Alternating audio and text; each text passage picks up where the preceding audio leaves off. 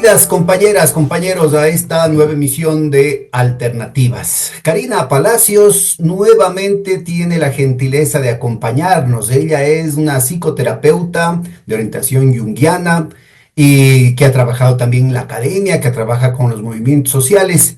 Y con ella hemos venido ya haciendo algunas referencias para el entendimiento de la coyuntura social que está viviendo el país. Muchísimas gracias, Karina, por aceptar la invitación. Bienvenida.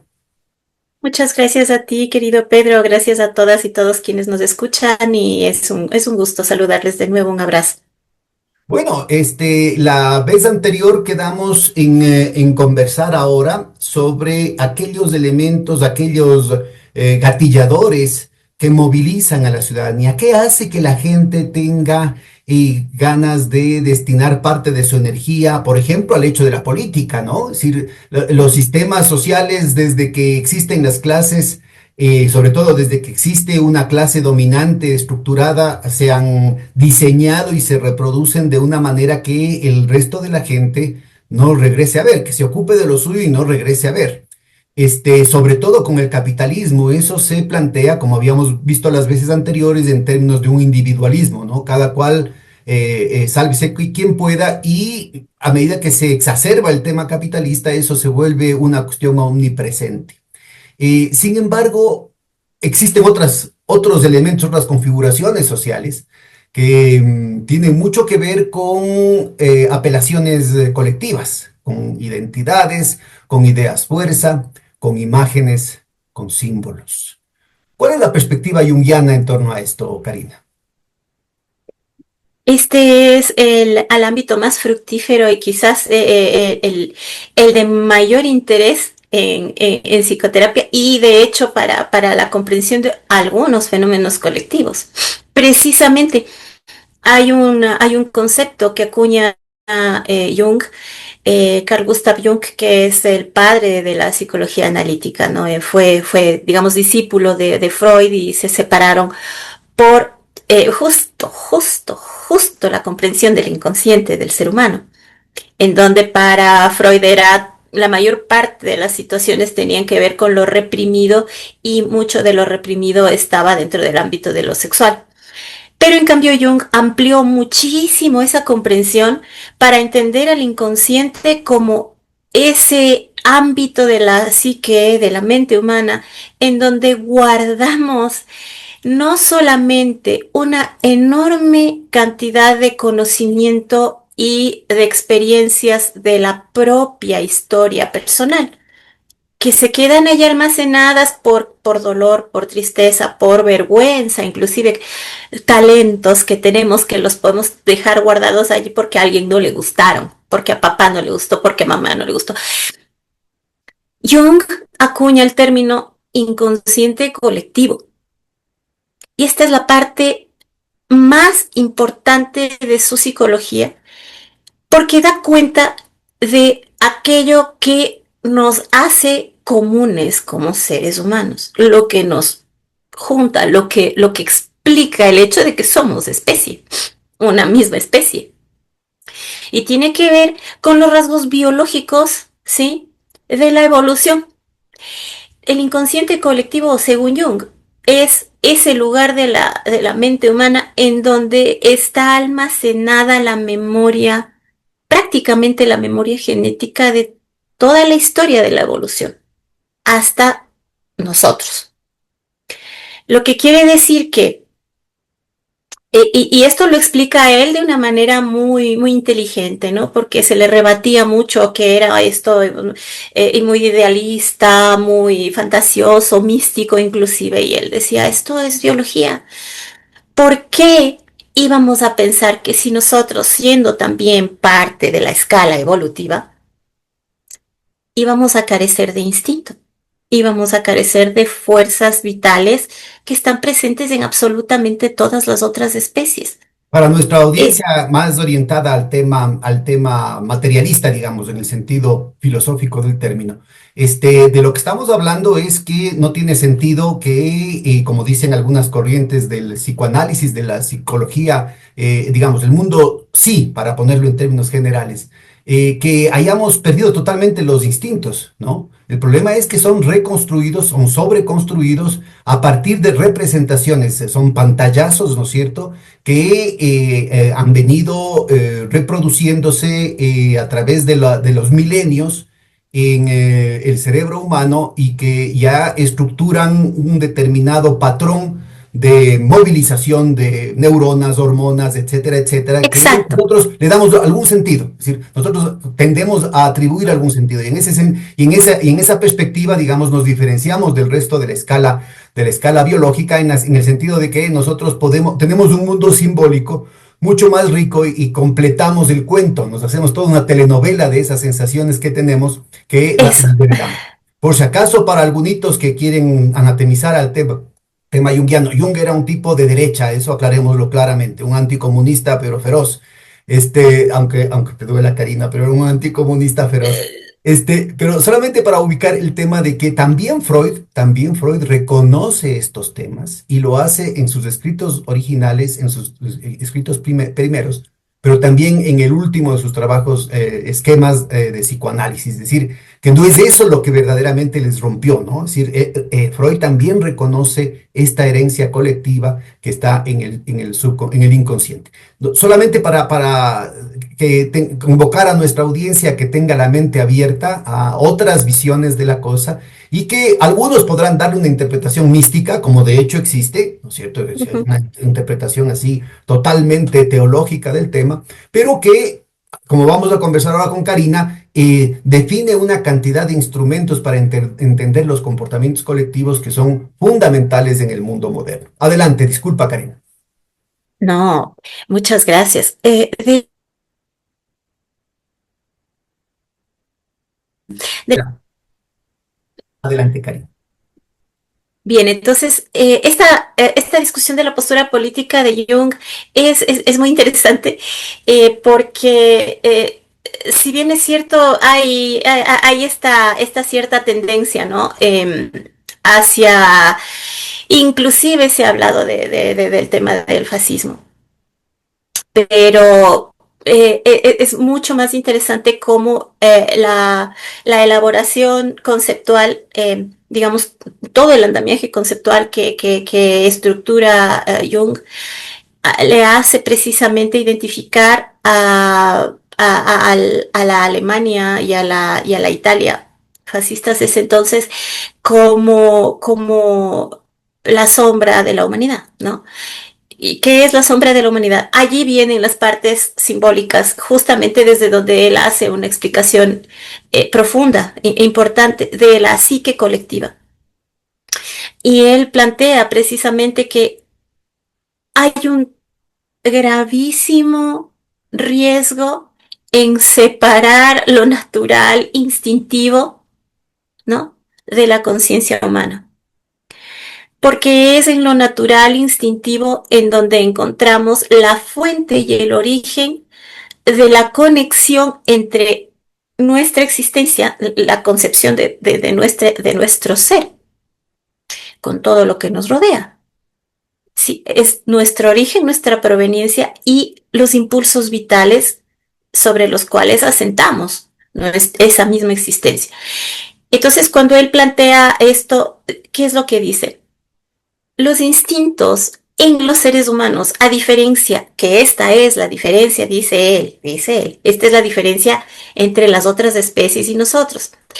Mientras que todos los otros seres no cuentan con esta conciencia, que es la que tú manifestabas hace un rato, que permite procesar y transformar el instinto en conciencia, en una forma más abarcativa, en memoria, en la noción del transcurrir, en la noción del transcurrir de la vida y por lo tanto del progreso, del desarrollo, de la evolución. Eh, las otras especies no tienen esto, nosotros sí. ¿Por qué? Porque tenemos la facultad de simbolizar. Entonces, empezando por ahí, la capacidad de crear símbolos es privativa de los seres humanos, pero además, esta capacidad orienta, es es prácticamente una especie de almacenamiento de esos instintos en imágenes que originalmente en nuestra especie, ¿m?, remitían a esta conexión con lo natural, ¿ya? A esta conexión íntima, profunda, a esta comunión, porque finalmente somos animalitos. Ya, pero eso es No debemos al ubicar olvidarnos de eso. que lo humano es cualitativamente superior porque transforma esa herencia que tiene un origen biológico Ujú. de la rigidez del mundo animal, la plantea en un tema de plasticidad enorme, ¿no? Que define, no sé, los campos de la cultura, los campos de la política, los campos de la religión. Es decir, hay una capacidad de enriquecer esas figuras, de sobreconstruir sobre esas Exacto. imágenes en el mundo simbólico que ya adquiere inclusive una autonomía, ¿no? Y que, sobre todo cuando tenemos la escritura, cuando tenemos el registro sonoro, cuando tenemos el registro visual, plantea límites absolutamente desconocidos e insospechados respecto al mundo animal, ¿no? Totalmente. Es decir, no obstante, seguimos teniendo esa conexión. Es decir, somos todavía seres biológicos. Es decir, todavía requerimos de un papá y una mamá que se junten para generar un nuevo embrión y luego dar vida. Que finalmente terminamos siendo ese producto. Que después tenemos esta capacidad de simbolización, sí. Ahora, estos símbolos primigenios, originales, muy antiguos, arcaicos que los llaman efectivamente, eh, corresponden a las primeras representaciones de esta relación entre mi existencia y el mundo del que provengo, ¿sí? A las primerísimas representaciones, a esas les llama arquetipo, ¿ya? Entonces el arquetipo es una entidad movilizadora profunda porque incorpora los instintos más primitivos y más básicos del ser humano en una imagen, en una imagen. Aquí tengo una. Este es un símbolo. ¿A qué representa? La psique.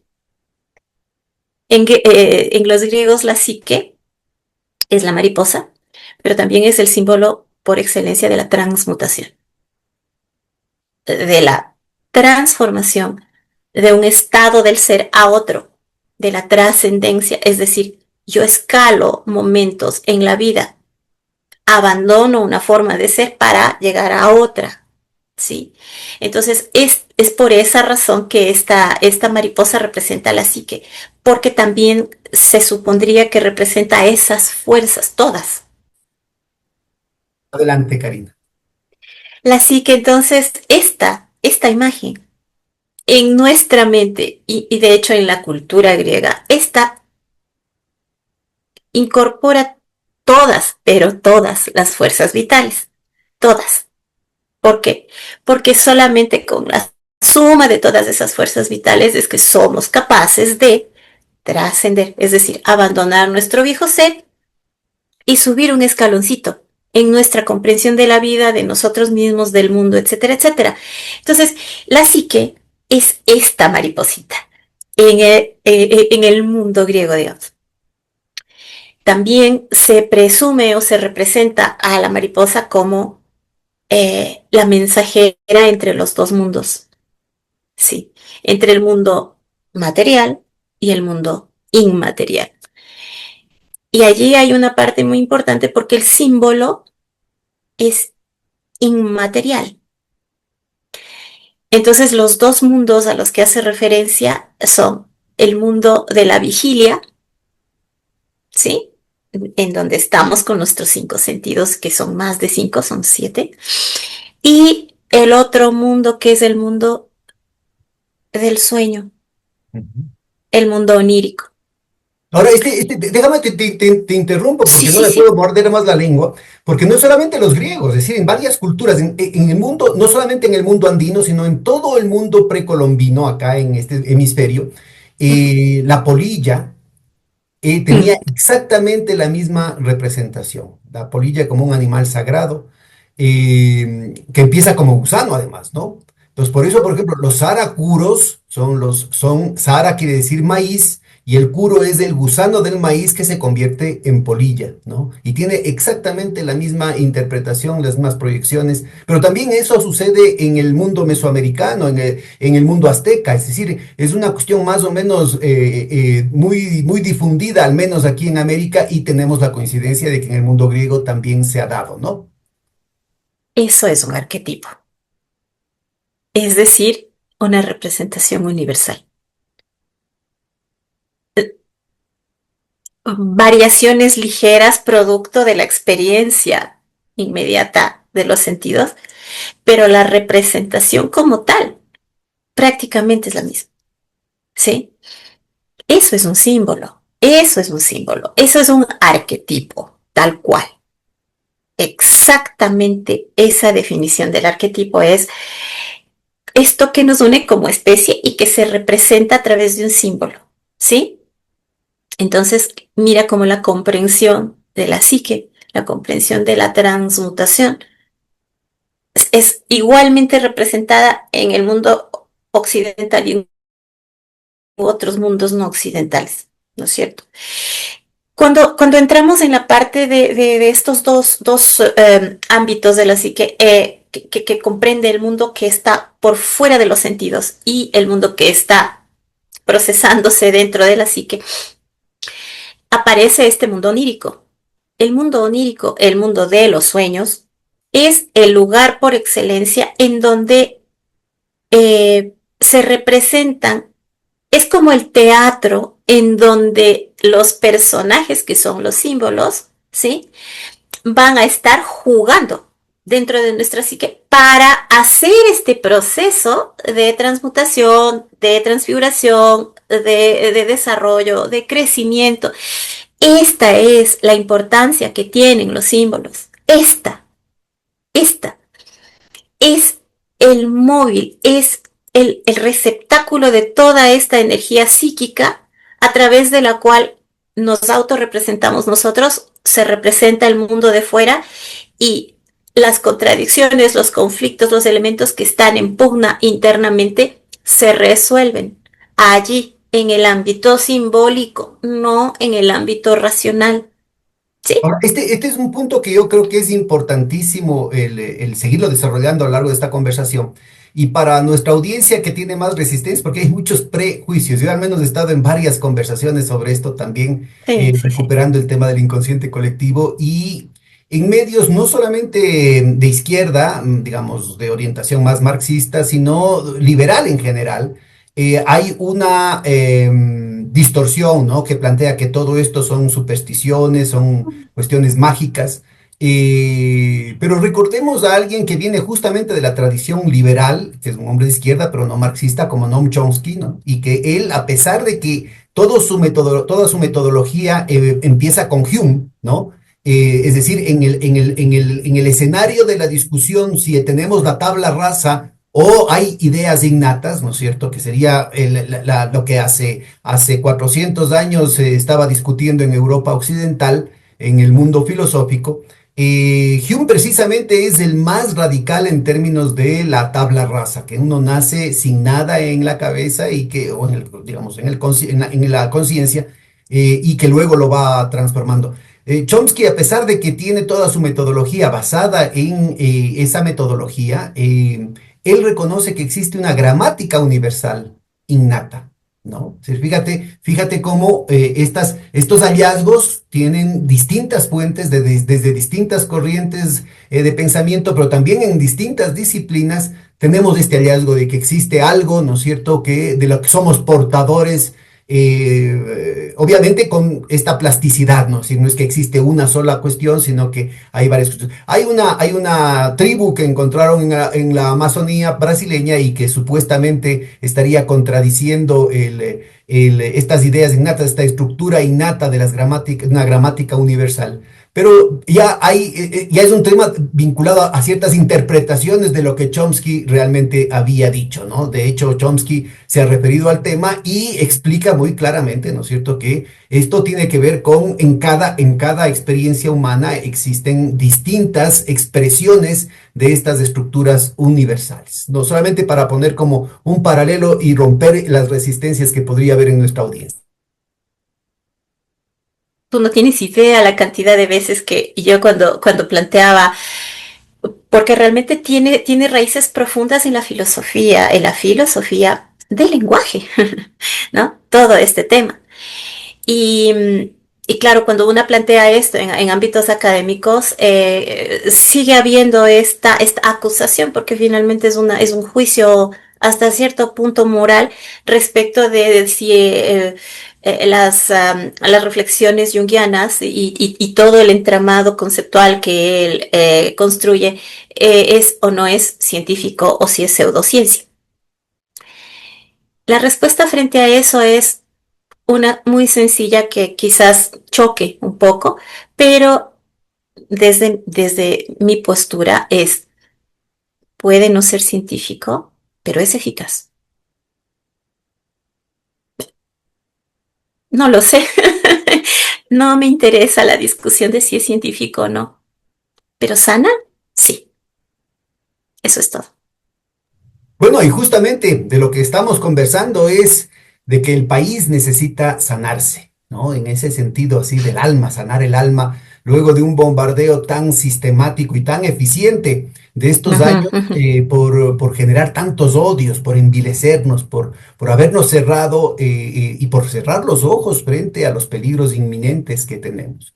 ¿Y cómo crees tú que esta movilización tan, ahí sí científica, ¿no? Que tienen estas agendas que además se vienen probando desde hace muchísimos siglos, no solamente, muchísimo antes de que exista la CIA y el Mossad, ya habían, ¿no es cierto?, estos mecanismos de guerra psicológica y sobre todo la experiencia británica en ese sentido ha sido muy, muy eficaz.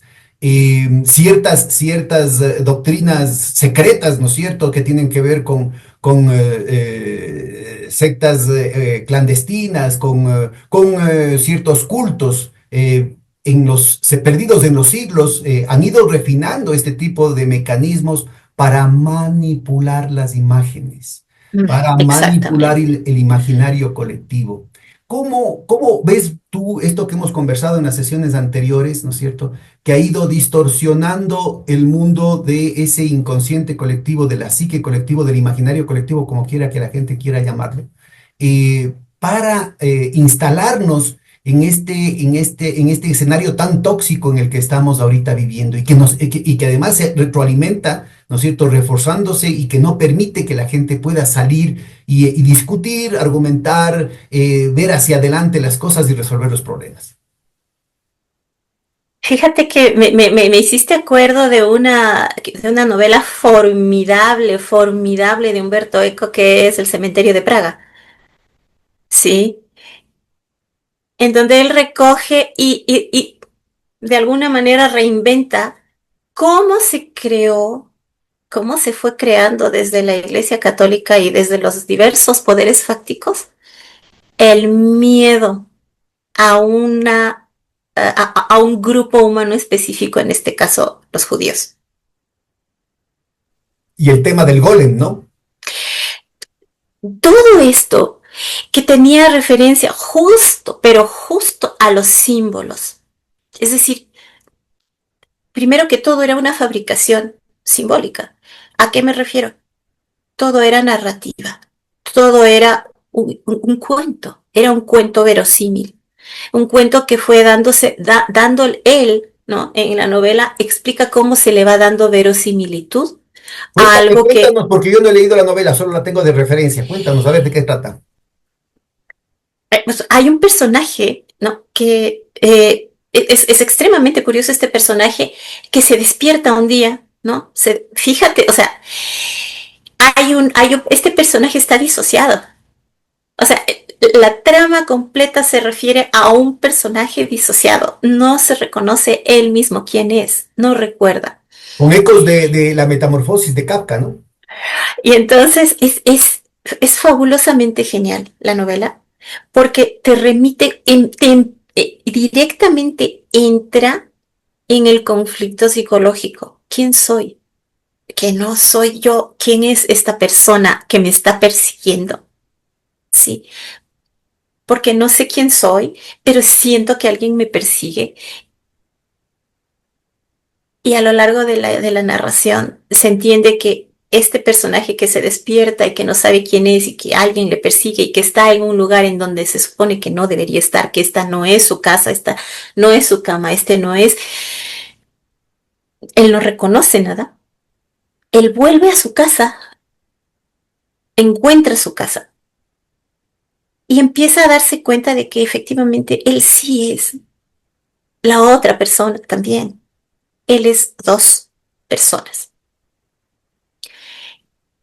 El primero es un laico, es un hombre, es un agente, es una persona que urde, hace inteligencia. O sea, en este momento lo que entenderíamos es hace espionaje, hace inteligencia. Es una novela muy sutil, muy delicada, en donde te va contando cómo hay personajes en la historia de nuestra humanidad que han ido creando poco a poco pantallas, escenarios, realidades paralelas imaginarias para fines políticos simple y llanamente, para sostener los poderes fácticos que le dan soporte a esas narrativas, a esas ilusiones, a esas farsas, farsas, farsas que se van construyendo inclusive a través de documentos forjados,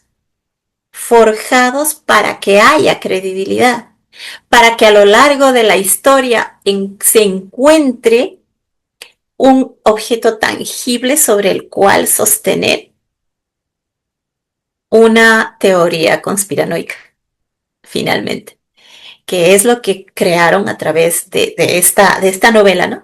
Se crea toda esta narrativa según la cual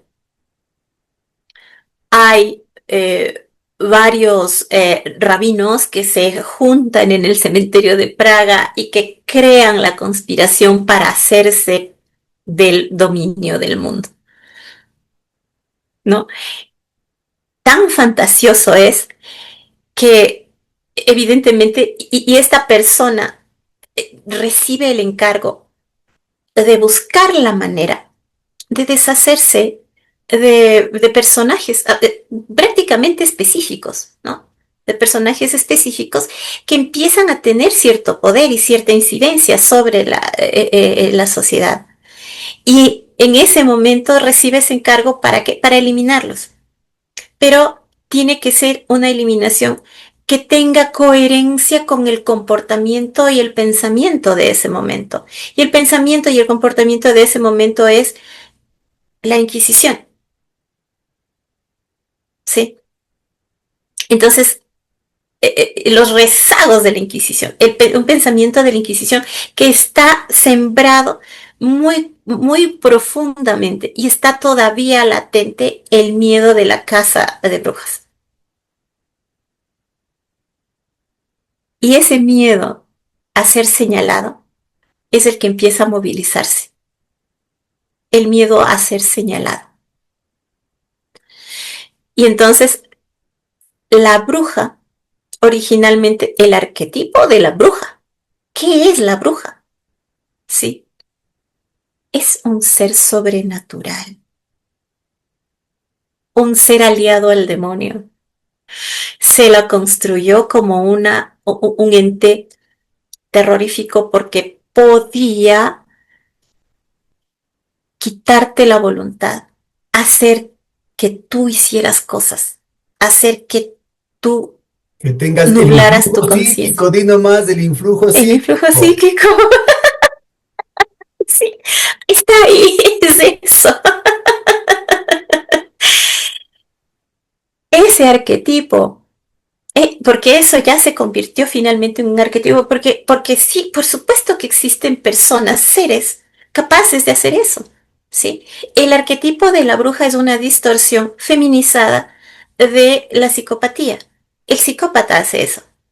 El psicópata es el que puede nublarte la visión, el que puede secuestrarte la voluntad, el que puede hacer que tú hagas cosas no solo contra tu voluntad, sino contra todo lo que tú crees y sabes que está bien para ti. Y se, todo eso que es lo maligno, todo eso que es lo opuesto a lo humano, ¿no? Se, uh, se virtió dentro de la figura de la bruja. Entonces la figura de la bruja es el receptáculo, la forma que adquirió lo que realmente era la Iglesia Católica. La Iglesia Católica es eso. La sombra de la Iglesia Católica es eso, ¿ya?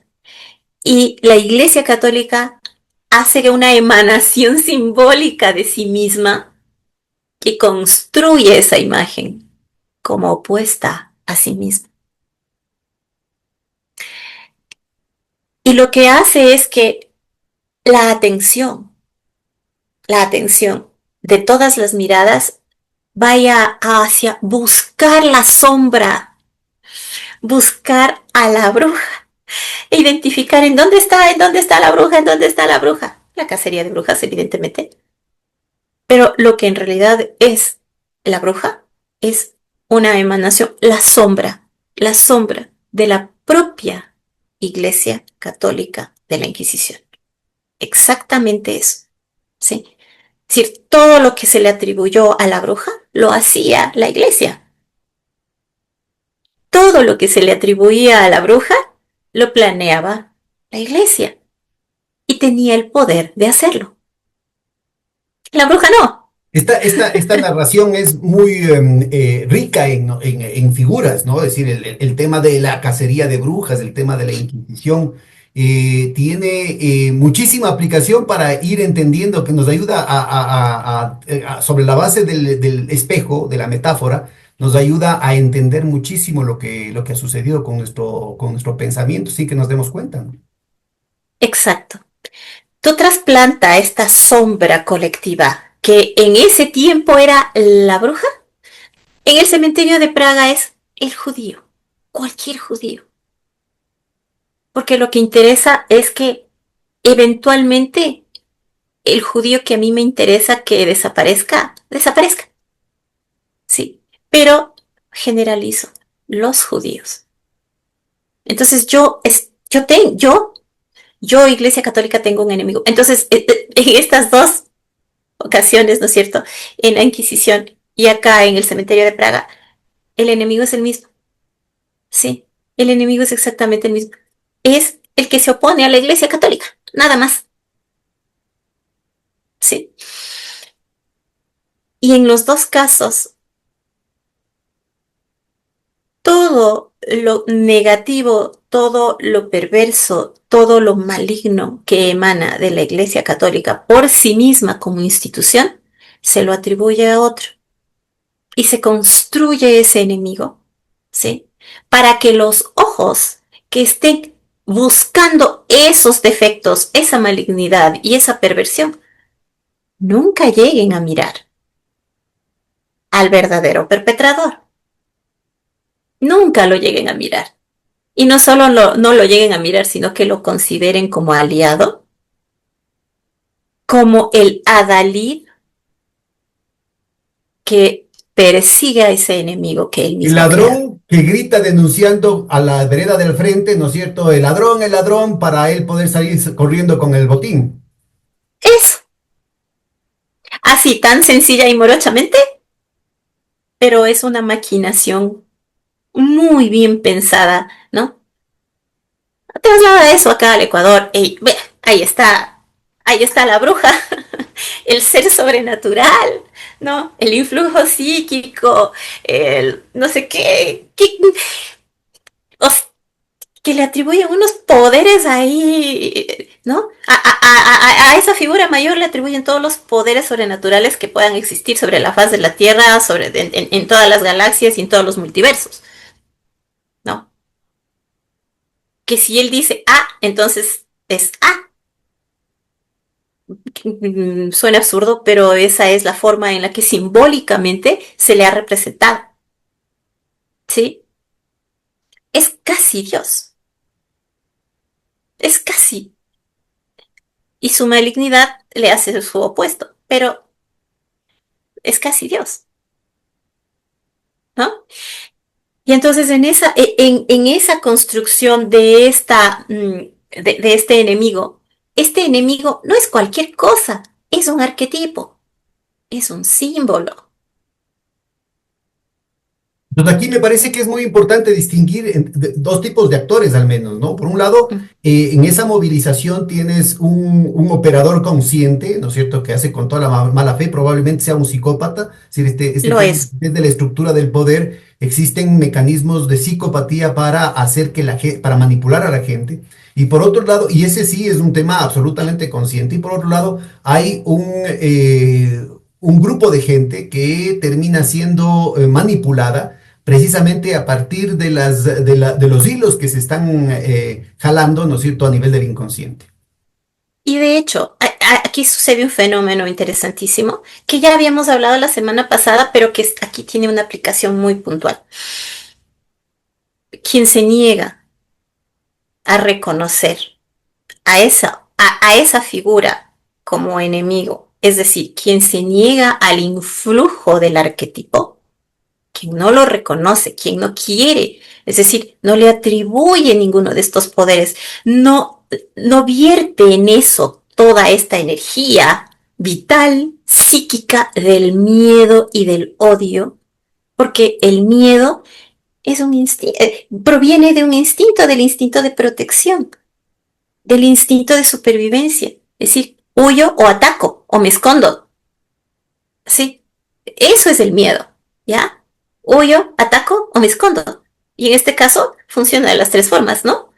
Es decir, ataco a quien yo reconozco o identifico o le atribuyo características de ese arquetipo. Ataco, ¿sí? O me protejo. ¿Cómo me protejo? Simple y llanamente negando absolutamente cualquier realidad objetiva que niegue lo que yo estoy pensando de ese ser al que le he atribuido todos estos poderes. Lo niego, simplemente no lo voy a ver, no lo quiero ver, me disocio y me busco yo misma imaginarme la manera en la que calce esta figura con este mal que en este momento está ocurriendo, porque de ley tiene que ser producto de él. No puede haber ninguna evidencia lógica, argumentada, sensata, que me saque de mi enconchamiento en esa burbuja, ¿no? No, No, yo no porque oigo soy no. de palo, tengo orejas de pescado. Exacto. Y claro, y quien se niega quien se niega a juntarse al coro, digamos, ¿no? Claro, por supuesto, es tachado de traidor, es tachado claro, es parte de, y como es parte de, En ese también lo tengo entonces que también eliminar. eres aliado al diablo, ¿no es cierto? O en su defecto eres correísta, corrupto. Claro, es decir, tú has cedido a su seducción, digamos. Correcto. Como, o sea, te tiene no sé qué, cuando en realidad es todo lo contrario, es todo lo contrario. Yo no considero a esa figura como alguien sobrenatural, porque no lo es persona. Y Es, ahí está también las brujas de Salem de Arthur Miller, ¿no? Que oh, rompen esa dinámica. ah, qué obra tan fabulosa. Claro, eso tenía que ver con el macartismo, ¿no? O Y sea, porque además utilizaron los mismos mecanismos, ¿no? Es decir, obligando al conjunto de la población a rebañarse en torno a un enemigo ficticio que terminaron de destruirlo moralmente, ¿no es cierto? En los sitios de trabajo. Inclusive hay películas del Woody Allen como a escritores de guiones por orillaban al supuesto, suicidio, ¿no? por supuesto. No, o sea, hay, Esto que está ocurriendo aquí en el Ecuador es una práctica antiquísima, antiquísima del poder. ¿Ya? Y esta práctica antiquísima del poder que tiene rasgos psicopáticos ha estado presente desde el momento en el que ha existido un Estado. ¿Y cuál es el primer Estado? Siempre el primer Estado fue un Estado religioso. Está sostenido sobre símbolos.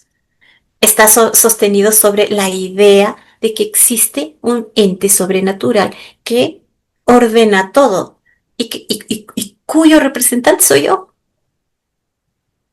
¿No? Entonces, cuando ya se exacerba esto, ¿no? Porque inicialmente, sí, todos creemos en eso, todos estamos de acuerdo con eso y por eso establecemos este estado al que obedecemos, porque nos representa ese ente, ¿no? Y de ese ente divino, ¿no? Es de donde parte la normativa, la organización, la distribución, la jerarquía, ¿no? Porque no hay Estado que no sea jerárquico. Entonces, todo esto. Todas estas cosas nacen de los símbolos. Todo esto está movilizado por la existencia de los símbolos y la forma en la que maneja alguien que conoce de esta cualidad nuestra y que la mayor parte de nosotros, como estamos ahí inocentes, pobres chicos, viviendo, solo existiendo, no sabemos que nuestra psique está absolutamente eh, eh, llena, habitada por ingente cantidad de símbolos. Y dependiendo de cuál de ellos se vaya a movilizar en un cierto momento, vamos a tener una u otra respuesta frente a nuestro entorno, porque no nos movemos en función de la cosa que tenemos enfrente. No nos movemos en función de esto es un libro. No, no, no, no. Nos movemos en función de qué representa para mí este libro. ¿Qué representa para mí el árbol? ¿Qué representa para mí el Estado? ¿Qué representa para Ubicar mí? otros autores, ¿no? Es decir, fíjate, el recientemente fallecido premio Nobel de Economía, que era psicólogo Kahneman, judío además, ¿no? Habla de estos dos sistemas de pensamiento que inclusive tienen anatómicamente, movilizan determinada estructura en nuestro cerebro diferenciada entre el pensar rápido y el pensar lento, ¿no? Entonces, en el pensar rápido, por economía de energía, se requiere, ¿no es cierto?, justamente actuar sobre esos fogonazos, sobre esos prejuicios, sobre esos arquetipos, sobre esas imágenes y procesar muy rápidamente las cosas. Solamente cuando es una extrema necesidad, ¿no es cierto?, esa pereza de no pensar en profundidad se supera porque necesitamos entrar en un pensamiento mucho más analítico que demanda mucha más energía y mucho más tiempo, ¿no? Exactamente. Cuando también trabajamos sobre la base de la representación inmediata, ¿no? Esa es nuestra condición natural. Esa es nuestra condición natural. Cuando hay alguien que conoce de esto y nos moviliza esas imágenes y no otras, ¿sí?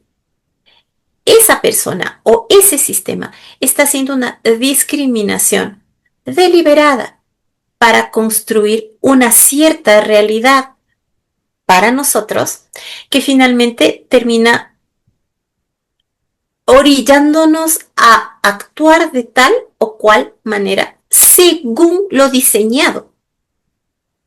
Ahí me parece que es importantísimo distinguir, o más bien dicho, ubicar el papel de los medios de comunicación, Uh -huh. ¿no? Es decir, haciendo una clara leyenda negra, hablando solamente de ciertas cosas y absolutamente negando y sepultando cualquier posibilidad de referencia a las cosas positivas, ¿no? Primer punto. Pero también en el mundo de la academia, ¿no?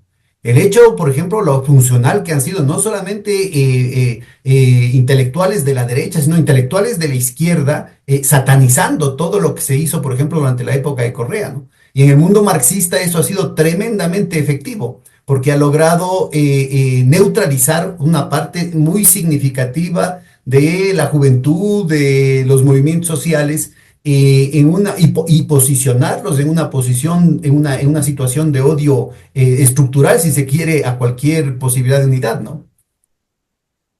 Odio. Y cuando hablamos de odio, eso ya no necesariamente, o sea, se va mucho más allá de lo estructural.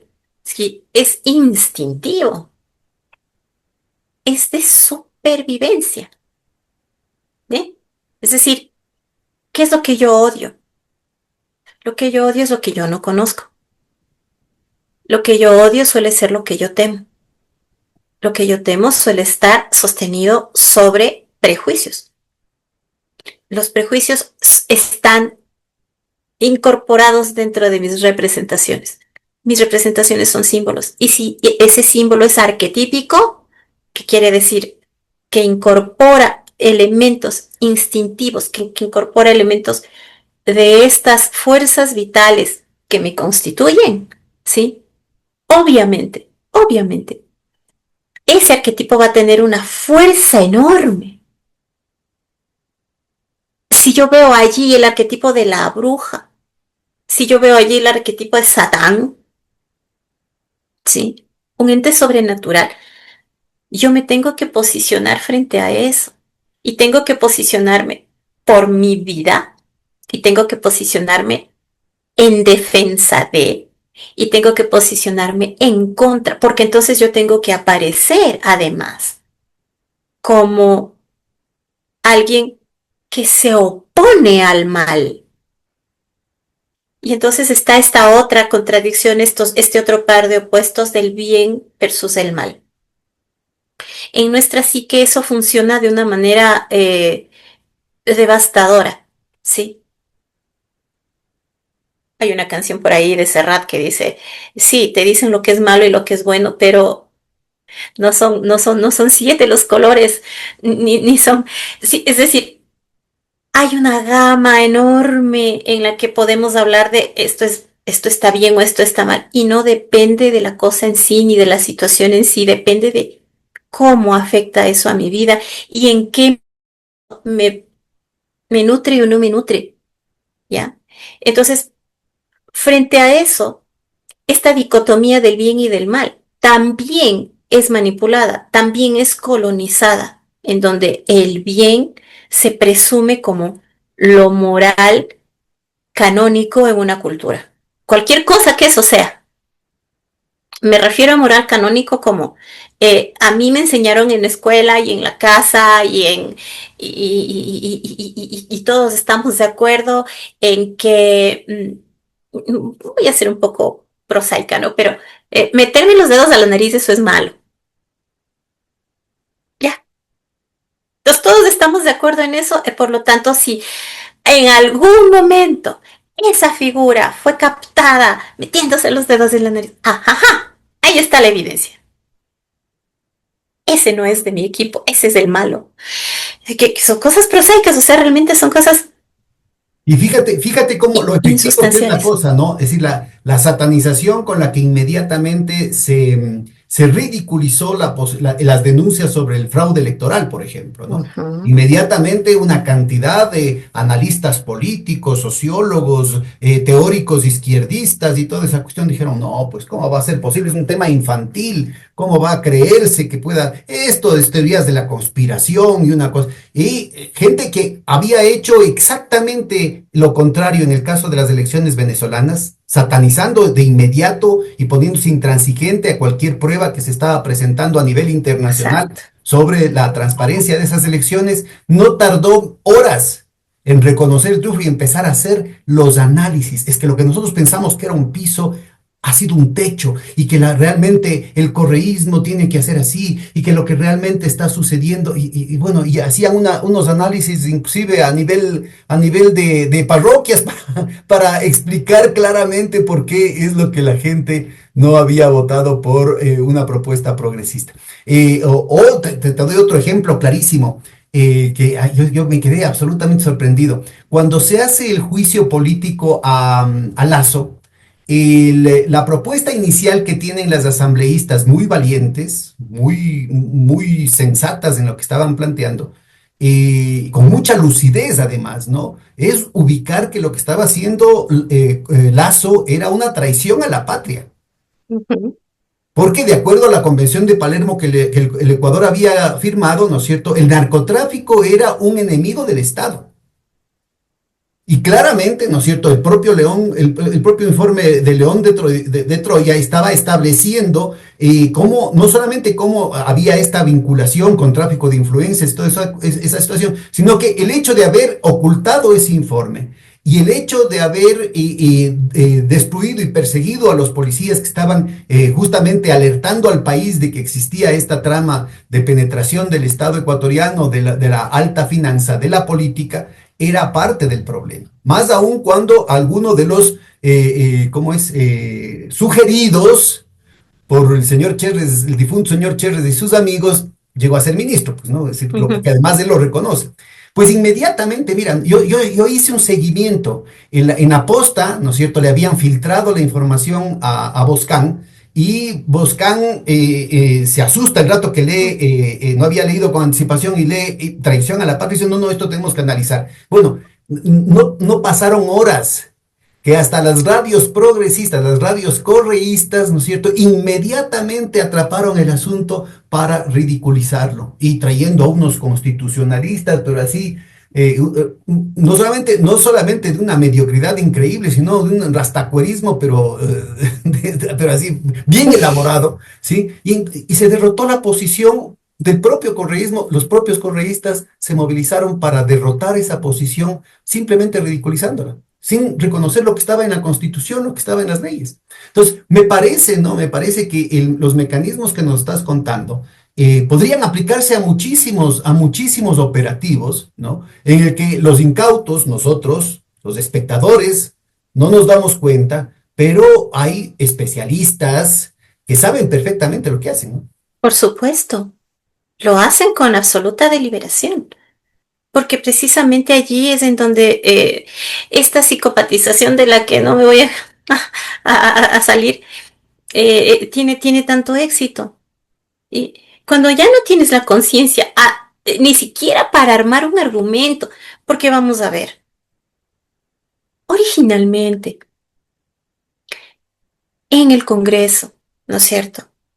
En el Parlamento, en donde se supone que es el lugar del debate, de la discusión, de la deliberación, tú tienes que saber sostener tu tesis, tienes que saber argumentar, tienes que saber convencer, persuadir. Ve, o sea, esos son las mínimas herramientas retóricas, es lo mínimo que deberías saber hacer. No importa si tienes título o no tienes título, tienes que saber argumentar. Sí, y es impresionante cómo esta dislocación entre el símbolo, ¿m? Y nuestro momento real, nuestro momento de estar presentes en una realidad X. ¿Por qué hay una dislocación? Porque está colonizado, el símbolo está colonizado con eso otro de allá. Entonces yo ya no veo los míos, yo ya no puedo entrar en contacto con mis propias imaginaciones, mi propia capacidad de representación de la realidad. Y si yo ya no puedo estar en contacto con eso, ¿a qué acudo? A eso otro que ha emanado de no sé dónde y que ya me ha colonizado. Entonces, por supuesto, en ese momento yo ya no puedo sostener un argumento, por muy propio que pudiera ser, porque corro el riesgo de salirme del guión, corro el riesgo de volver a entrar en contacto con mis propias representaciones. Y en ese momento yo ya no pertenezco, yo ya me convierto en paria de todo este entramado en donde si no estás en contra, estás a favor. Y si yo no estoy en ninguna parte, ¿por qué tengo que estar a favor o en contra de nada? Porque solamente lo que tengo que hacer es mirar la realidad y explicarla. no tengo que hacer nada, no tengo que tomar, ni siquiera, ya llega el momento en que dices, ni siquiera tengo que tomar postura porque simplemente es lo que es. Y cuando lo describo lo que es, esas son mis representaciones de la realidad. Eso es mi capacidad de simbolizar mi entorno que yo estoy ejerciendo y frente a lo cual la colectividad que ya tiene colonizado todo eso ya no me lo permite, me sanciona, me sanciona, me discrimina, me aísla. ¿Quién quiere estar aislado? Sí.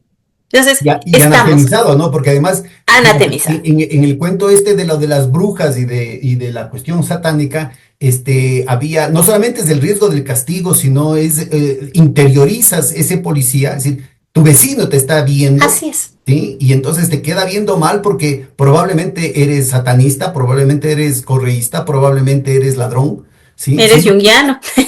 O eres junguiano, o inclusive puede ser que estemos despertando al gendarme que hemos interiorizado, ¿no es cierto?, que se cuida mucho y se censura de cualquier pensamiento que podría estar ahí, porque también podría ser en el tema sexual, no eres un pervertido, ¿sí? Entonces toda la cuestión de binaria, ¿no? Entonces había toda esta cuestión de que cuidado, cuidado, si ves una cosa así, no será que soy homosexual, ¿no? Entonces se plantean no será que soy correísta en el fondo, me muero.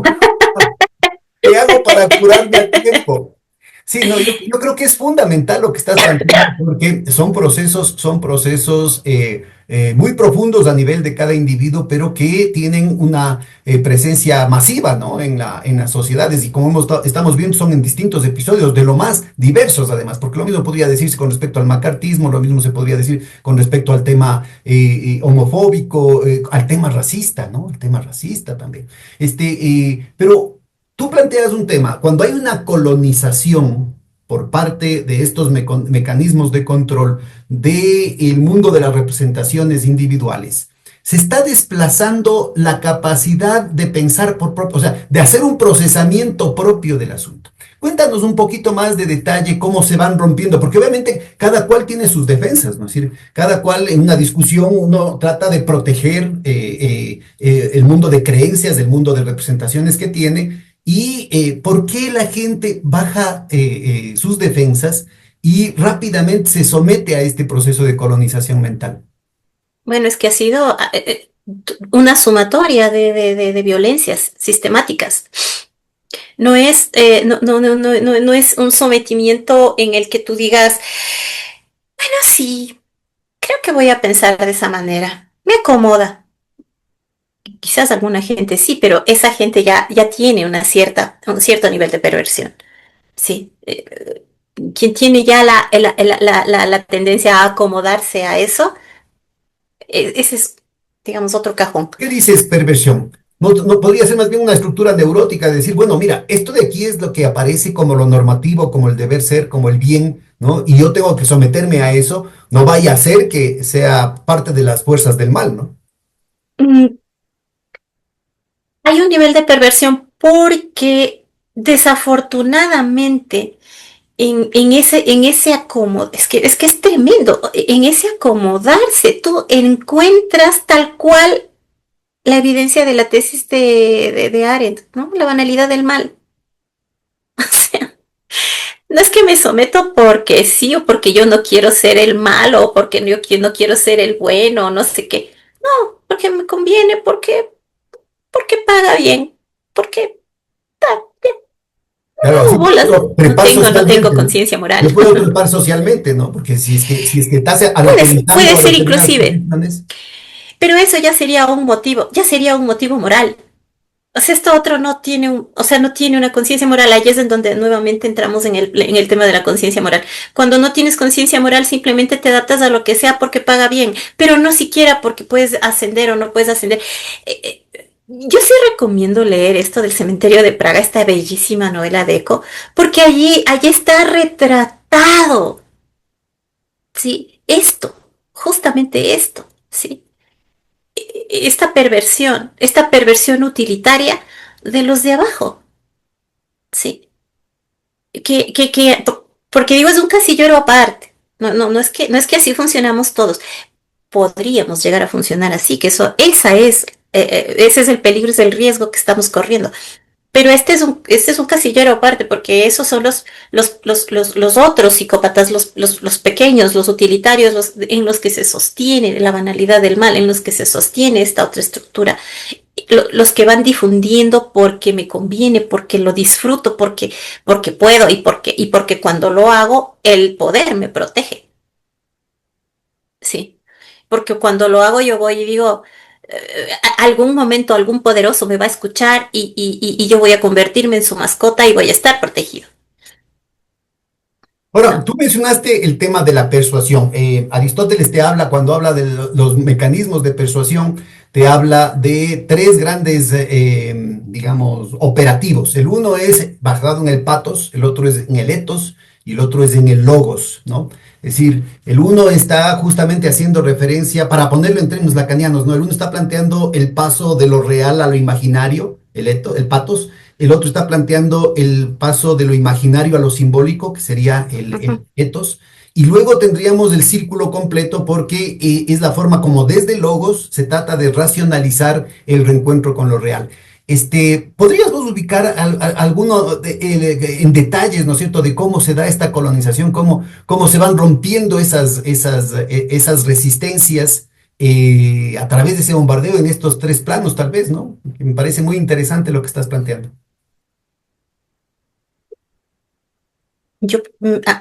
Dentro de lo que yo estoy observando y cómo lo he ido sintiendo, ¿no? A lo largo de este tiempo, eh, en principio, siempre, siempre, siempre hay una deprivación de información, hay una deprivación, esto, de una posibilidad de contacto con lo real.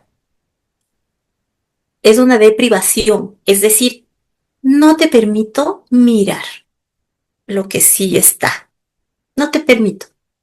O tú estás cómodamente sentado en tu casa mirando la televisión, ¿sí?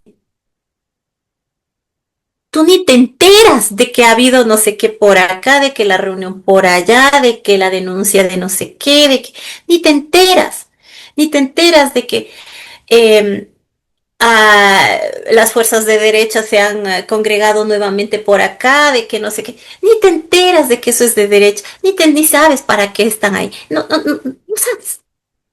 O sea, no hay un contacto con esa realidad. Entonces no tienes un contraste, ¿sí? Y solo es silencio, es decir, no te presento nada, no te presento nada, ni para bien ni para mal, no te presento nada, ¿sí?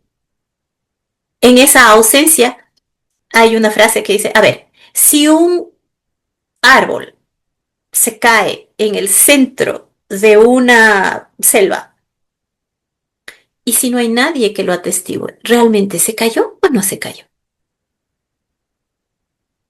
¿No? O sea, se cayó. Sí, sí, sí, sí, sí, sí, así sabemos que se cayó, es porque se cayó. No, pero, pero está esto, ¿sí? Es decir, te lo muestro. Si te lo muestro, ocurrió. Si no te lo muestro, ¿a ti qué te importa? Ni siquiera existe esa realidad en la que tú te puedes plantear, ocurrió o no ocurrió. Essere es percípete, perquípete. Ser es ser percibido, ¿no? Y para poder yo tener contacto con la realidad, solo tengo dos vías en este momento, ¿sí? O acudir a un medio que me lo presente y me lo explique y me lo diga, o ir yo hacia la realidad, tener yo la voluntad de conocer esa realidad a través de todos los otros mecanismos que me presenta el entorno, ¿no? No solo los medios, un artículo, o llamo por teléfono allá a saber qué pasó, busco quién me oriente frente a esto, ¿sí? O sea, fuentes hay.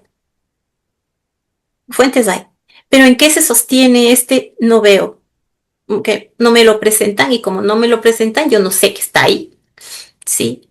Se sostiene en el hecho de que tengo una percepción, o tengo una conciencia muy ingenua de creer que todo lo que se me viene representado en estos medios, eso es todo lo que hay y no hay más. Y esta es mi ingenuidad y esta es mi ignorancia, ¿no? Sobre la cual se asienta esta primera desconexión de mis representaciones de la realidad. Ahí estamos casi todos. ¿Mm? Los académicos serían los únicos, ¿m? De los pocos. Y los comunicadores, digamos, profesionales, con adecuadas destrezas y herramientas, también lo harían. Es decir, se irían a buscar en la realidad para saber si efectivamente ocurrió. Y allí hay otra frasecita, ¿no? Que dice, tu tarea como comunicador, si es que alguien dice, está lloviendo, y otro dice, no, no está lloviendo, no es darle palestra a los dos para que se peleen. Es tú abrir la ventana y verificar si eso está ocurriendo o no. Esa es, ¿ya? Y esa es la tarea de todos. Esa es la tarea de todos para que en la parte del patos no se nos desconecte con la representación de una realidad directa en la que yo tengo una responsabilidad porque yo estoy existiendo allí. ¿Sí? Luego tienes, pues, cuando ya entras en la parte de simbolizar, ¿qué implica? Implica que ya tú no solamente has llegado a un primer nivel o un primer momentito de, ah, eso está pasando, ¿no es cierto?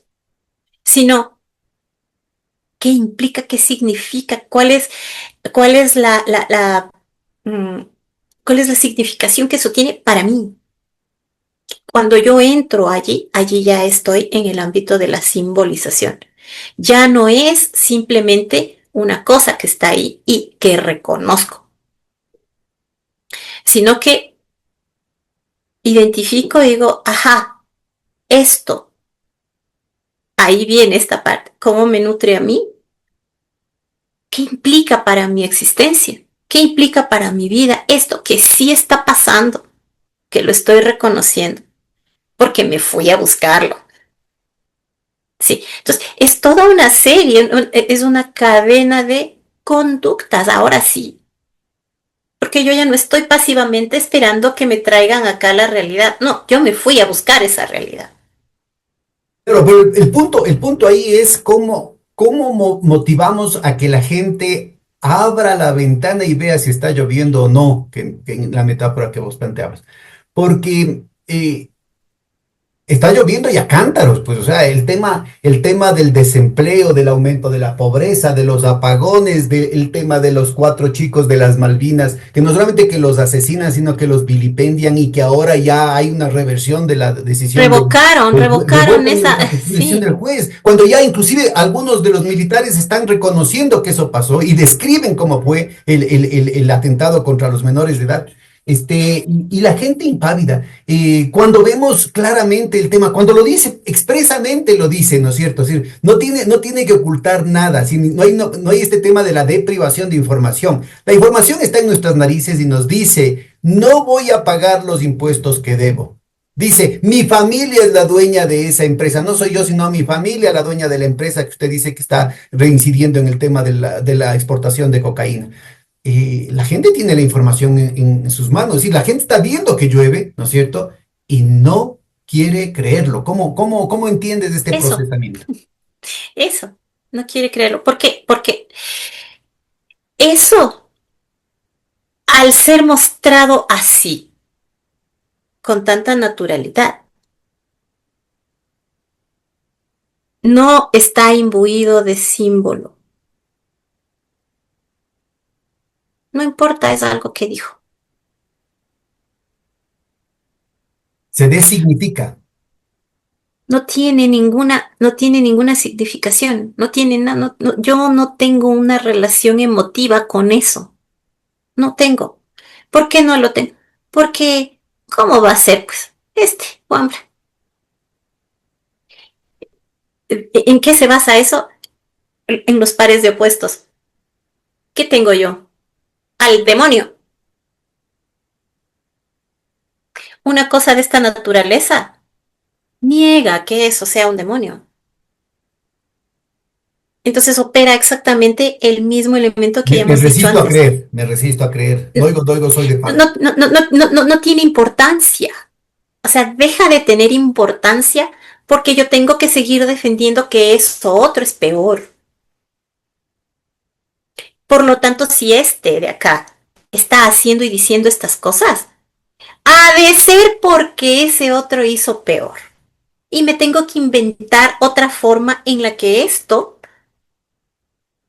es intrascendente frente a lo que también habrá hecho este otro, ¿no? Bueno, y en esa perspectiva, ¿cuáles son los canales de la sanación? ¿Cuáles son primero los canales endógenos?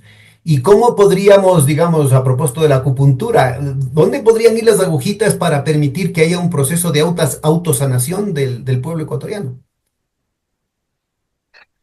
Esta parte es súper más compleja porque en la parte cotidiana, por ejemplo, que ya habíamos dicho en las dos últimas ocasiones, cómo podemos trabajar dialógicamente, ¿no? En esta parte opera una resistencia súper fuerte con la que estas, digamos, estos elementos de los que habíamos hablado la vez anterior pueden llegar a funcionar hasta cierto nivel. El problema es que ya hay una contaminación muy fuerte de mis propias fuerzas vitales, como ahora yo dependo de esto para sobrevivir, ¿sí?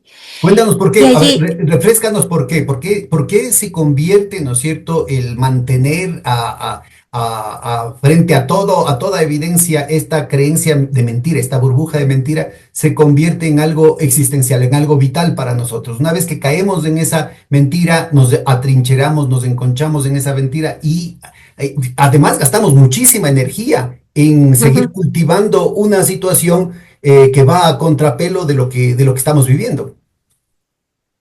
Hablando de las representaciones, mi autorrepresentación, como yo me simbolizo a mí mismo, porque eso lo hacemos. Yo tengo una imagen de mí, yo tengo una identificación de mí mismo. Y esta identificación en este último tiempo, cuando se ha generado ya este proceso de fanatismo, ¿no? Yo estoy identificado estoy en contra yo combato esto. Yo soy un soldado que quiere eliminar esto y todo lo que lo represente, ¿no? Ay, cuando yo parto de mi propia representación, es decir, este arquetipo, ¿no? Es mi némesis como mi antítesis, mi enemigo, es mi enemigo, ¿sí?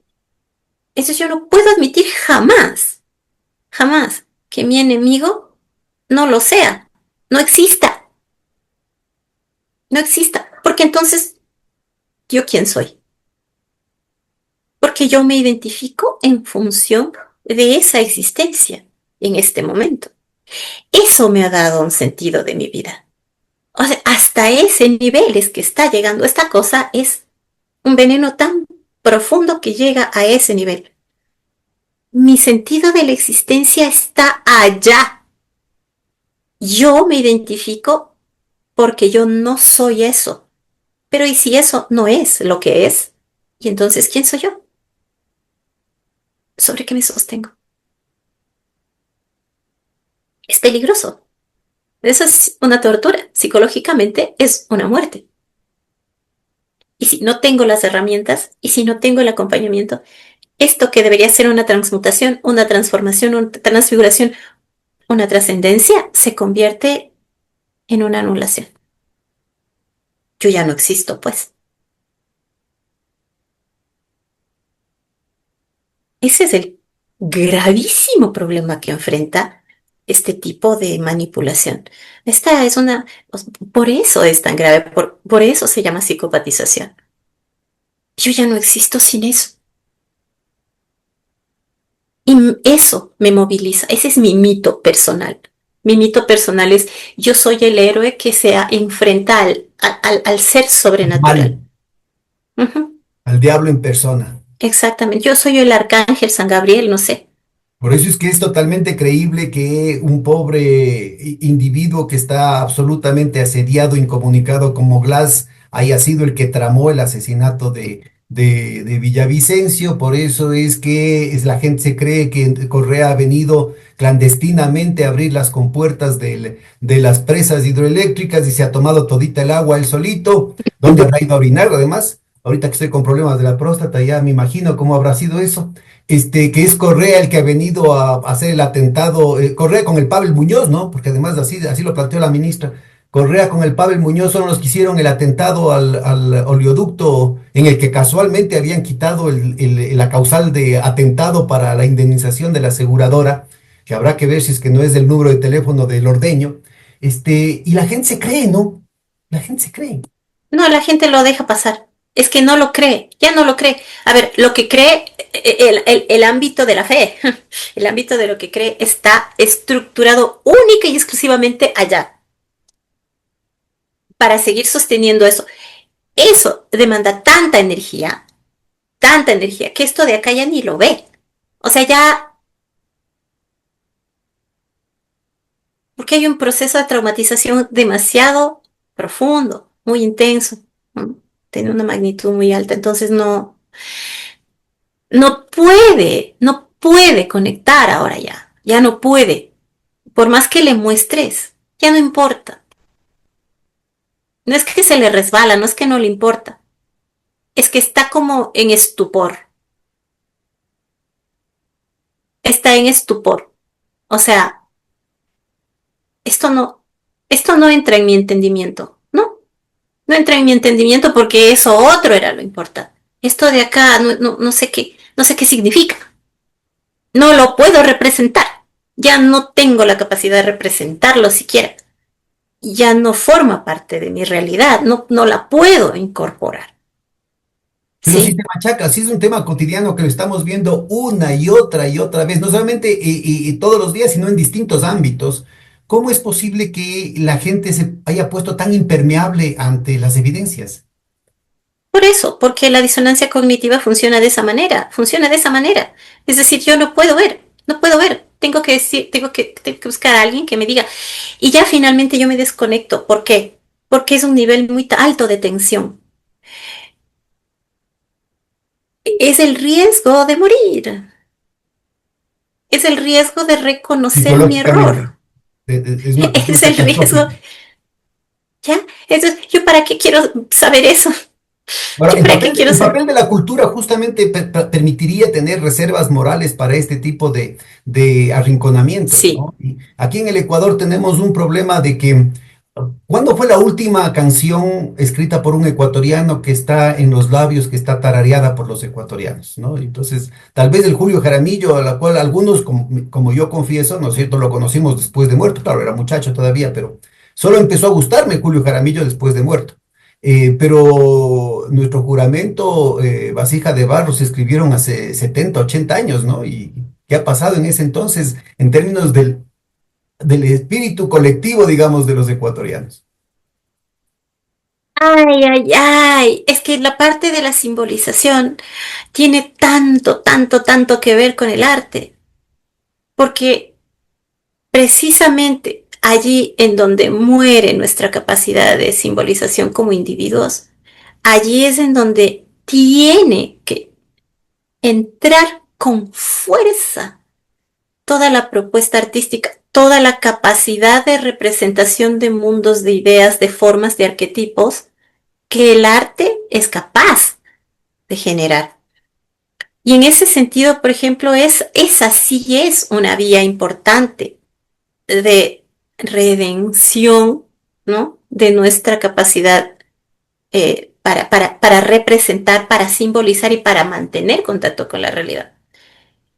Parece un poco paradójico, pero es como Ok, estamos acá en el ámbito de un símbolo que nos ha colonizado, entonces es allá arriba donde hay que dar también esa batalla. Pero es una, por eso decía yo, eso es súper complejo, porque para poder llegar allá es necesario que haya toda una estructura que soporte esa batalla, que es dura, es difícil, porque es una batalla simbólica. Y la batalla simbólica, ¿cómo la damos si no tenemos medios para hacerlo? Allí es en donde entran los colectivos, allí es en donde entra la organización, allí es en donde entra la pugna por la narrativa, la pugna por... Y es altamente complejo mm, hacer mella en eso de manera masiva. Lo puedes ir haciendo, ¿no es cierto? Pero por eso mismo, menos mal estos cuentos ya empiezan a agotarse, pero el hecho de que empiecen a agotarse no es tan bueno porque no hay con qué reemplazar. Es decir, no hay un sostén espiritual. Y el sostén espiritual de todo pueblo es la cultura, es el arte, la literatura, empezando por la música. La música, primerita, sí, música, pintura, literatura, escultura, sí, o sea, cine. ¿Y nosotros en dónde estamos? En No teatro. conocidos. Bueno, ahí está la imagen enorme del Jaime Guevara, ahí está en otros ámbitos, ¿no es cierto? Un Carlos Michelena, ahí está en otros ámbitos. Las canciones, por ejemplo, en algún momento se empezaron a oír mucho las canciones de los Pueblo Nuevo, ¿no?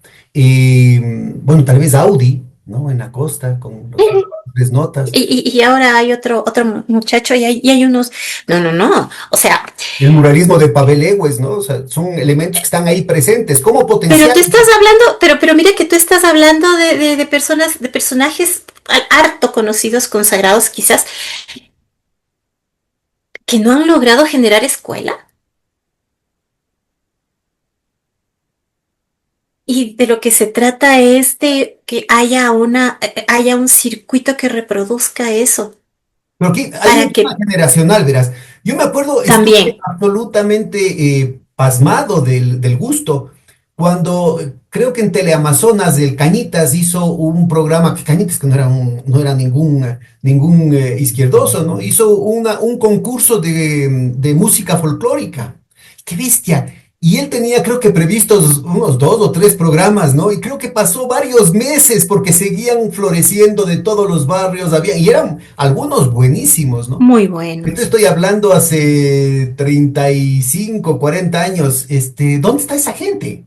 ¿No? ¿Qué ha pasado ahora con la juventud? Es decir, ante esa capacidad de los barrios, además que eran barrios pobres, ¿no? Había gente. Discúlpame, aquí hay un movimiento importantísimo de hip hop y de rap. Sí. A ver, vamos, de eso justamente quería llegar. Bellísimo, bellísimo. Tiene una potencia en sus voces y en sus letras y en su movimiento físico, que es una... Sí. ¿Cuándo apareció? Apareció con Moreno, con Lazo, en pandemia. ¿Qué ha pasado? Que no tiene esto, el circuito que le sostenga para poderlo reproducir. No hay canales que ¿Quién potencien sabe de eso, ¿no? eso? Bueno, Los Wambra en torno saben. a la cuestión en torno a la cuestión de los chicos de Malvinas, salieron unas tres, cuatro canciones, Pepe Segato, ¿no? Es decir, con las También. rimas. Hubieron también algunos jingles de la campaña de Luisa González que me pareció muy estético, ¿no? Es decir, niveles, además que se notaba que eran hechos sobre la marcha. Ubicabas una cuestión muy cualitativa. Lastimosamente esto no termina de prosperar. ¿Cómo plantearías que podría darse una política cultural, digamos, desde los sectores progresistas en esta coyuntura del país? Cuando se viene una arremetida, se va a precipitar una arremetida de la represión muy rápida, ¿no? Es decir, contrario al cuento este de que fue una avalancha electoral que debería darle mucha tranquilidad y le permitiría capitalizar políticamente, lo que se ve es que este fulano está arrinconado y que va a necesitar recurrir a la violencia, ¿no? Y lo está haciendo, ¿no? En principio, hacer acopio de las pocas autoridades locales que estén interesadas en hacer fuerza desde el arte, porque no se entiende el arte, no se entiende la potencia que tiene. Todo lo que hemos dicho el día de hoy se puede revertir a través del arte. Claro. ¿Cómo, cómo, cómo, cómo entender todos los procesos, ¿no? De organización política, de educación política, de concienciación de los años 60 y 70 en América Latina, si no es a través de la música y de la poesía. Del ¿Ves? muralismo, o sea, el papel que tuvo aquí Ah, del el muralismo, muralismo, formidable, claro. ¿ya? Entonces, por Dios, ¿por qué crees que aquí en el Ecuador no existe eso? Y más Porque bien, desde las inclusive élites en se algunos sectores de entiende. la izquierda ha habido también un atrincheramiento en una visión del arte como un tema elitista, ¿no? Nosotritos nomás, los puristas, ¿no? Y que se ha convertido en más bien una herramienta para contribuir a la polarización de la sociedad, ¿no? Es una lástima que no haya esta movilización que veíamos en otras fechas, porque lo que estamos, por ejemplo, el cuento que te estoy haciendo de los Wambras con sus grupos de música no era una cuestión que surgía por la nada, es que por el prestigio, el trabajo que hicieron los Hatari, el trabajo que hizo el Frente Cultural, un Ulises de Estrella, el propio Guayasamín, es decir, fue todo un proceso, bueno, la literatura social en las décadas anteriores inclusive, ¿no? Que ya se ha Ujú. perdido, es decir, ahora inclusive en el campo de la literatura hay un enconchamiento en el tema narcisista, en el tema de la absoluta regresar a verse el ombligo, ¿no? Como el valor supremo, pero nos está haciendo falta eso. Bueno, Enrique Dussel te habla de una estética de la liberación, ¿no? Que me parece, porque también estamos sucumbiendo a una estética de la dominación que viene a través de las redes sociales, que viene inclusive en el plano de lo crítico a través de Netflix, ¿sí? En términos de la construcción, no solamente de la manufacturación de un consenso, sino la manufacturación de Y un qué burdo disenso. eso, Claro. qué burdo eso. Es que choca, ¿no? Choca mucho porque hay digamos, es una estrategia camuflada también de reescritura de la historia, ¿no? Finalmente. En esto de que, no, démosle, ¿cómo es que dicen esto? Cuotas a lo woke, ¿no? No sé qué. Y de repente vemos ahí que en las cortes francesas había negros. Claro. Claro, como que comiéndonos del cuento de que hubieron marqueses y reinas negras, entonces no hubo ni esclavitud ni racismo, ¿no? Es decir, con eso ya se borró Pero la una historia. cosa de distorsión total y absoluta. Está bien que, digamos, la simbolización desde el arte te permita otros mundos posibles, pero tiene que tener una raigambre concreta, empírica, ¿no? La verdad. Y es peligroso, es eminentemente peligroso, porque claro, eso lo que hace es lo que termina es produciendo delirio. O sea, yo nunca estuve ahí y yo no sé. Y como yo no sé, ni me importa, y eso no tiene consecuencias conmigo, y la historia no tiene relación conmigo, cuando yo soy producto de todo eso, y yo soy producto de todas las luchas y todas las derrotas y todas las victorias que me anteceden. Y se convierte en esta fascinación de ciertos sectores que creen que corrigiendo el lenguaje ya puede cambiarse la realidad. Es decir, el mero hecho de discutir la La cuerpa. terminación en A o en O, ¿no es cierto? Ya estás resolviendo los problemas de género, resolviendo los Yo problemas de... soy gran militante. Yo soy gran militante del lenguaje que se llama inclusivo, porque tiene su nombre porque se autobautizó así.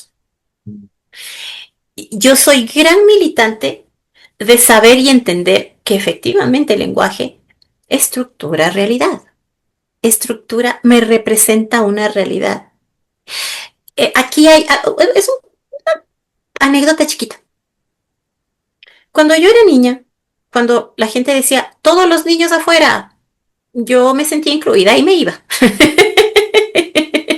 ¿No? Es decir, no es que me sentía incluida, sino que no había nada en donde pensar que eso no se refería a mí. Yo tuve la fortuna de tener en mis manos a una niñita a la que crié durante algunos años, que es mi sobrina, mi preciosa, mi Camila. Y ella tendría 4 años, ¿no? Y en algún momento alguien profirió esa frase, todos los niños no sé qué. Y me regresó a ver ella y me dice, ¿y las niñas no, tía? Digo, no, las niñas también. Dice, ¿y por qué no dijo? Es la representación. Yo estoy presente. Y yo me reconozco distinta en el grupo. Es súper importante. Es súper importante. Ese momento, yo no había tomado conciencia de que ella tenía esa conciencia hasta ese momento. Y Claro, porque tenía 4 años. aunque aparezca como un tema minoritario, siempre esa distinción llama la atención, sobre todo en los niños que son como una esponja, ¿no? Son tan sensibles. Sí, Bueno, y mira. digo, Mira, Karina, yo creo que de nuevo se nos ha acabado el tiempo y hay que ver si algún otro rato nos volvemos a ver para conversar de estos y muchos otros temas que han quedado como hilos sueltos, ajá. pero que de todas maneras creo que has dejado toda una racha de elementos formidables para el debate, de provocaciones que creo que a nuestra audiencia le van a permitir continuar en sus respectivos entornos con este proceso de despertares y de sanaciones. Te agradezco muchísimo y no sé si tengas unas últimas palabras para cerrar la sesión. Quizás apelar a esto, ¿no? De la conciencia como el tema fundamental para nutrir y para despertar. Es absolutamente necesario que hagamos esto, conciencia, de que estos instintos sobre los cuales se está sosteniendo este proceso actual, en donde prima el miedo, prima el odio, tienen, cuando son naturales, tienen su razón de ser y son necesarios, obviamente. Pero cuando han sido fabricados sobre la base de un interés externo que no es mío, que no es mi propia existencia o mi propio bienestar, hay que cuestionarlos, hay que cuestionarlos. Es absolutamente indispensable pararnos un ratito, solo un ratito, y entender que ese camino solo lleva a la disgregación. Es decir, yo tengo temor de que me discriminen si empiezo a pensar distinto, pero si pienso igual, estoy aislado, estoy pensando y creyendo que yo puedo solo, que yo soy el Adalid y estoy impidiendo la posibilidad de una cohesión mayor. Como dije la vez anterior, saltarme esas consideraciones del enemigo, del amigo, del pro, del contra, y entrar en cuál es la relación que me vincula con el otro ser humano, la relación que me vincula con el otro ser humano. Reconectar en ese vínculo, no, no obedecer, desobedecer, desobedecer la norma en este momento, esta norma, desobedecer la norma, sí nos permite reconectar, sí nos permite cohesionar y sí permite volver a aglutinar estas organizaciones que están de capa caída. Yo tengo una profunda necesidad de que nos volvamos a encontrar, de que nos volvamos a encontrar en esos espacios de debate, de deliberación que no son el Parlamento, sino que son nuestros propios entornos, eh, con nuestros coiderarios, con nuestras compañeras, con nuestros compañeros, a los que, para empezar, amo profundamente, pero además respeto y admiro su trayectoria. Y luego también exijo, exijo que rindamos cuentas de lo actuado, de lo que sí, de lo que no, de los errores. No pasa nada. Ya está hecho lo que está hecho. Empecemos desde aquí, estructurándonos, organizando y sabiendo claramente cómo hemos llegado Mirando acá. un futuro que tenemos que construirlo conjuntamente. Yo te mando un gran abrazo, Karina. Muchísimas gracias y hasta la próxima. Hasta la próxima. Un abrazo a todas y a todos.